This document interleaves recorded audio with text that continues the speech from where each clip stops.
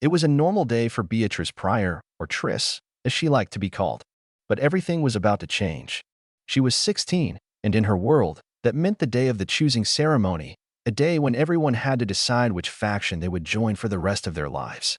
The city was divided into 5 factions: abnegation, where people lived selflessly; dauntless, the brave and fearless faction; erudite, where intellect ruled; amity, focused on peace and kindness; and candor, the faction of honesty. Everyone was born into one faction, but when you turn 16, you get to choose which one you want to live in. It's a huge decision because it determines the rest of your life. Triss had always belonged to abnegation, a faction known for being selfless and putting others before themselves. Her parents were from abnegation, and they expected her to stay in that faction, just like they did. But Triss didn't feel at home there. She always felt different, like she didn't quite fit the mold. She felt like there was more to her, something she had to discover. The choosing ceremony arrived, and Triss faced the biggest decision of her life. Her family watched anxiously, especially her mother, who hoped she would stay in abnegation. But Triss knew deep down she didn't belong there. She wanted to be brave, to make a difference. With a deep breath, she chose dauntless. Her parents were shocked, her mother's eyes filled with sadness. There were no words, just silent disappointment. Guilt weighed on Triss, but she also felt relief. This was her path now. When Triss arrived at Dauntless, everything was different.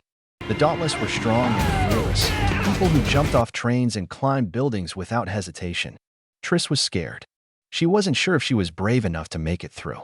But she knew she couldn't turn back now. This was her new life. The training was grueling. Every day, Triss had to face challenges that pushed her physical and mental limits. The Dauntless leaders were tough, with no patience for weakness. They pushed her to run faster, fight harder, and face her fears head-on. Triss didn't always succeed. She wasn't as strong or as fearless as some of the other initiates. But she kept pushing through. She couldn't afford to fail. Along the way, Triss made new friends. Christina, a girl from Candor, became one of her closest allies. Christina was confident, outspoken, and not afraid to speak her mind. She helped Triss stay strong and reminded her that they were in this together. Will, another initiate, was easygoing and often made everyone laugh, even during the hardest times. But not all the initiates were friendly. Peter, a boy from Dauntless, was a bully who seemed to enjoy making Triss feel small. He would make fun of her, call her weak, and try to break her down. It was hard for Triss to stay focused, but she couldn't let Peter get to her. She had to prove herself. One of the hardest parts of the initiation was facing your worst fears in a simulation. In Dauntless, everyone had to enter a simulation where they faced their greatest fears. Triss was terrified. She was afraid of being attacked by crows, and she had to face that fear in the simulation. But something amazing happened. Triss realized she wasn't like the other initiates. She could control the simulation. She wasn't trapped by her fear. She was divergent. Being divergent was dangerous. It meant that Triss didn't fit into just one faction. She was a combination of all the factions, and that made her a threat to the system. She had to keep her secret hidden, or she would be in great danger. As the training continued, Triss grew closer to Tobias, or Four, one of the Dauntless leaders. Four was tough and smart, and Triss couldn't help but feel drawn to him. But their relationship was complicated. They were both divergent, and they had to keep their secret from everyone. The Dauntless initiation became more intense as time went on.